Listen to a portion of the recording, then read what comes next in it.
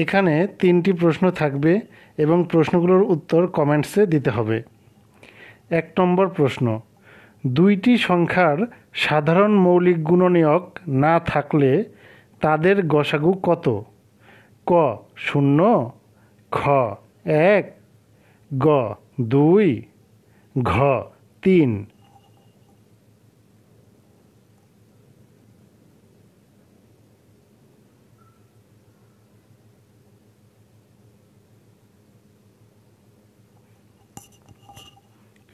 2 নম্বর প্রশ্ন, 12, 18 এবং 48 এর গসাগু কত?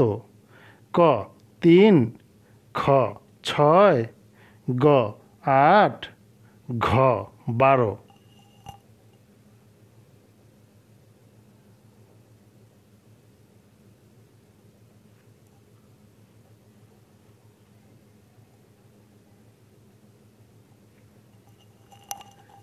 3 নম্বর প্রশ্ন, 12, 30 এর গরিষ্ঠ সাধারণ গুণনীয়ক কত? ক 2, খ 3, গ 6, ঘ 12।